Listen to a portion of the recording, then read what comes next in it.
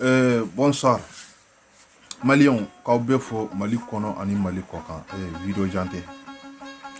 Ngamba nyina ofe, moro nye vidéo ilame, ni ka hakilina ye ka fo vidéo ni akanga ke. Ambi nyini kan deme ka partager, wala sa vidéo ni akeli akasheka nafanya.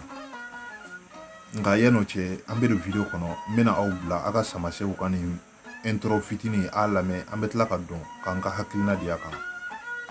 Ke an t'an langolo bɔ video la dɔrɔn an k'a yira diɲɛ na aw ni ne ko an bɛɛ ka jɛ dɔrɔn aw minnu bɛ nɛni na k'a yira k'aw fana malo ka dɔgɔ i ko ne cogo an t'an langolo bɔ dɔrɔn an k'a yira diɲɛ na an k'a lajɛ mɔgɔ malo ka dɔgɔ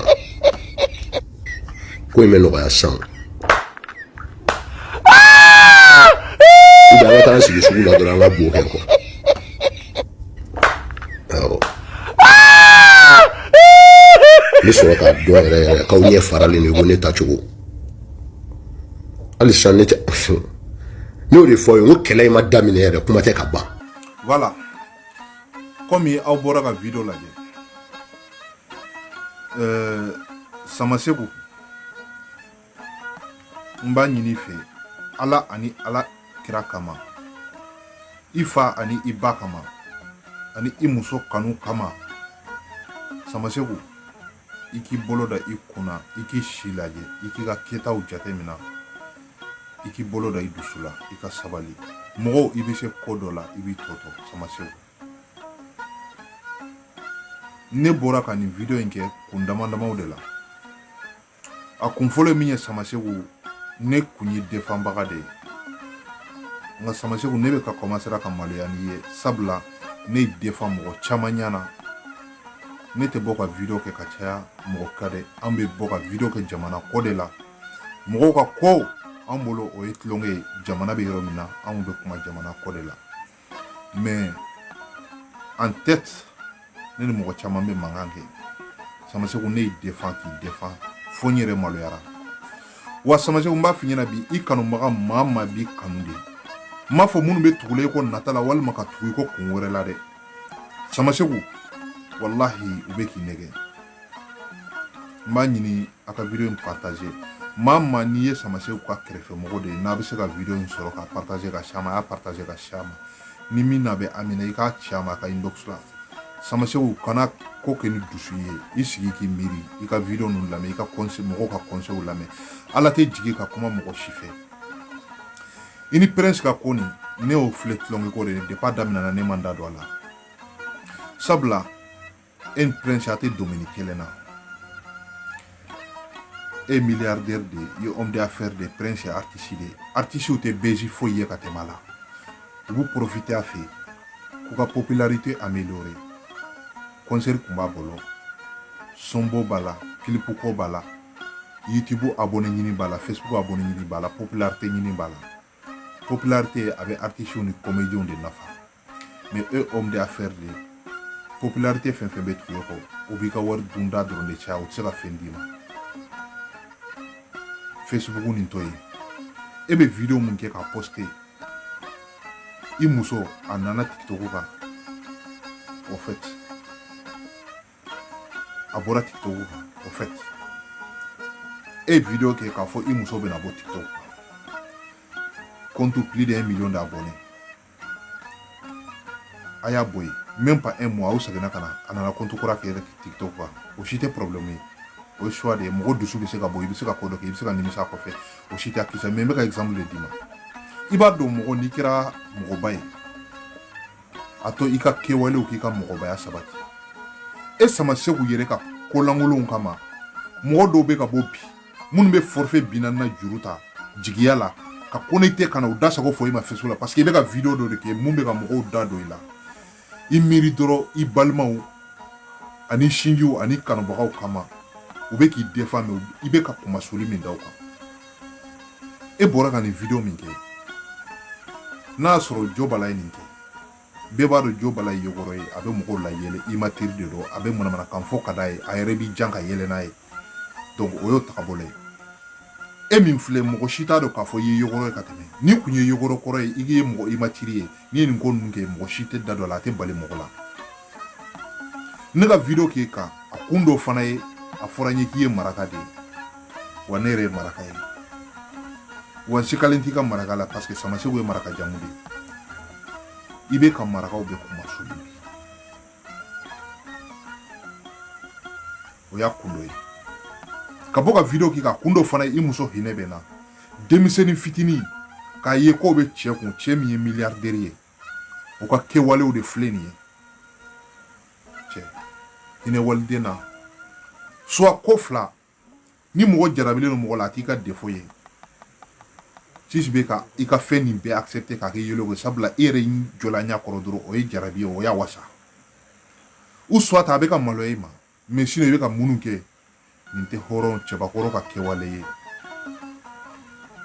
i somɔgɔw lajɛ i kɔrɔ ni dɔgɔw ni balimaw lajɛ i bɛ ka fɛn minnu kɛ nafa juman de b'a la i bɛna sɔrɔ nin na fo dɔgɔya i bɛ ka kɛwale minnu kɛ a tɛ foyi fara i kan fo n'a bɛ fɛn bɔ i la sabula n y'a f'i ye n k'i tɛ artiste ye i tɛ comédien k'a fɔ i bɛ se ka nin ko in kɛ k'a b'i ka popularité la yɛlɛ e mako tɛ popularité la e mako bɛ bonya ani ladamu ani karama de la o ka tɛmɛ i ni mɔgɔ bɛɛ cɛ milliardaire caman bɛ Mali la fɛn bɛɛ bɛ fɔ i ma a to i ka fanu n'i ka wari ka bɔ ka kuma i nɔ la kɛwale kɛ ni wari ye ni yɔrɔ nin na n b'i fɔ musokɔrɔba dɔ bɔra o dɔn na ko i ye wari d'a ma et puis i ye lɛri ta ye kalo kalo i bɛ 20,000 d'a ma a ka nasɔngɔ la ninnu de ye Samaseko ka kɛwalew ye ninnu ɲɔgɔnnaw de kɛ mais video ninnu to ye video ninnu olu to ye ka n'o kɛ wallahi mɔgɔ caman bɛ ka bila i la bi i ka ko daminɛ u kun t'i kɔ dɛ mais i ka kuma in o de nana finalement trop c'est trop a negebɔr'u la wa o de nana caman yɛrɛ lasegin contour la ne ta ye ladilikan ye nka fɛn min jɔrɔ bɛ ne la a ka kɛ yɛrɛ sago kɛ ye o da ka di la mais ne bɛ ka siran n'a sɔrɔ problème tɛ k'i sɔrɔ mentalement ni i ka mémoire n'a tɛ ka bouger dɔɔni sabula mɔgɔ bɛ jɔ ko dɔ la wari musoko ninnu ka teli ka fa wuli mɔgɔ la dɛ wallahi ne ma dala Samaseko n'a ka mentalement n'a ni problème ni dɔ tɛ ka sɔrɔ wa Samaseko kɛrɛfɛ mɔgɔ Mohamed Jabi ni fɛn ninnu a ka cɛ ɲama filɛ dɛ bana kunbɛ ka fisa bana furakɛ ye dɛ a y'a ka cɛ vérifier a k'a lajɛ joona ni conseil t'i bolo i ka conseil ɲini Samaseko i ka mɔgɔw ka conseil u lamɛn mɔgɔ i tɛ si ka kɔrɔbaya mais i bɛ si ka miiri Samaseko i ka di ne ye wallahi wa juguya kan tɛ ne y'i kanubaga de o de kama n bɛ bɔ ka nin video in adresse la Samaseko sabali kuma man ɲi dɛ i b'a dɔn kuma bamananw ko ten ko ala tɛ mɔgɔw malo f'i ka kuma Samaseko i bɛ ka kuma dɛ e ni mana bɛɛ k'i jugu ye ala k'an kisi ala k'an tanga sini ni e ka nin furu in sara mɔgɔ bɛ bɔ ka kuma fan bɛɛ fɛ i bɛna se ka jɔn damina i bɛ se ka dɔ datugu fila datugu saba datugu i tɛna se ka Mali bɛɛ datugu mais furu caman bɛ sa date do kuma la mais furu dɔw bɛ sa a kuma bɛ caya mun de bɛ na n'a ye sabula kumakan ni fɛn minnu kɛra mɔgɔw ni furula furu ye sutura de ye Samaseko sini n bɛ muso bɔ réseau kan sini n bɛ voile don muso la e yɛrɛ bɛ bɔ ka video ko dugusɛjɛ Samaseko kana mɔgɔw da don i la sa Samaseko sabali i sigi ka miiri nin kɛwale ninnu to ye Samaseko ninnu to ye ninnu na ci foyi t'i ye n b'i deli ala a n'a kira kama tuguni Samaseko i fa ni ba kama i muso kanu kama video kuntan kɛ nin a dabila tɛ a tɛ ka foyi lase i ma i ka homme d'affaires ya kɛ i k'i ka business kɛ i k'i ka wari sɔrɔ i bɛ min kɛ baara la o kɛ baara la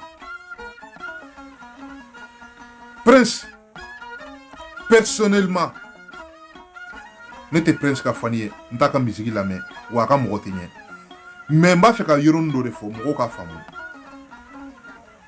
Prince n'a ka ko bɛɛ a ma deli ka video kɛ ka sigi ka Samaseko ta tɔgɔma ka guruja k'a dɔgɔya k'a fɔ ko o b'a to Samaseko tɛ se ka fara a la Prince kɔrɔmatigi le o ye artiste tagala ye surtout rap domaine kɔnɔ classe ni fɛn ninnu mais Samaseko Gaspini ye Mai Watara ta yan o ye alimami ye Samaseko mɔgɔbaw ta na yan u tɔgɔ dɔnna misikiw la yan mɔgɔ baw ka kumakanw tigɛra ka don sɔnw kɔnɔ yan u si ma ye tan ni ɲɔgɔnna kɛ mɔgɔ nafolo t'i kɛ mɔgɔba ye non kɛwale de b'i kɛ mɔgɔba ye i ka kɛwale ta i ka fara i ka nafolo ka Samaseko Mali bɛ i b'i bonya mais kana to i jugu ka caya wallahi ni mɔgɔw bɛ mankan min kɛ ni mɔgɔw bɛ kuma bɛɛ kɛ k'i défend mais ɲa ye trop c'est trop parce que i bɛ kana don domaine min kɔnɔ n bɛ ka siran de a kana na kɛ fini bila de donc video jante nin kankarida surumani de don nin conseil surumani de don k'a di an balimakɛ ma Samaseko sabula hinɛ bɛ ne la Samaseko wallahi i hinɛ ani muso hinɛ o de y'a to n bɔra ka video nin kɛ ani somɔgɔw ani mɔgɔ minnu b'i kanu n'u bɛ ka maloya n'i ye n'u tɛ se ka fɛn bɔ a la dɔw ta bɛ se ka kɛ u bɛ siran i ɲɛ parce que i b'u balo i ka dayirimɛ dilan n'u y'a f'i ɲɛna i bɛ se ka u bɔ i kɔ walima i bɛ se k'u bɔ jɔyɔrɔ la walima i bɛ se k'u mabɔ i la dɔw bɛ maloya i ma donc o bɛɛ bɛ sɔrɔ a la mais minnu bɛ k'a kɛ yelekolon ci ye video ninnu kɔrɔ a kana nin partager a kana nin kɛ yelekolon ye wallahi ne maɲumantɔ de ye sabula mɔgɔ tatɔ a yɛrɛ ma à partir de san 30 san 40 musotigi denbatigi batigi fatigi danbetigi i tɛ yeworo i tɛ ɲɔgɔlɔnbɔla ye ka sigi ka nin kuma ninnu ka ninnu don video la vraiment ça me fait pitié Samaseko sabali hali bi mɔgɔ i bɛ se ko dɔ la i b'i tɔtɔ sabali Samaseko mɔgɔ bɛ bi de dɔn i tɛ sini dɔn sabali o de tun ye n ka video ye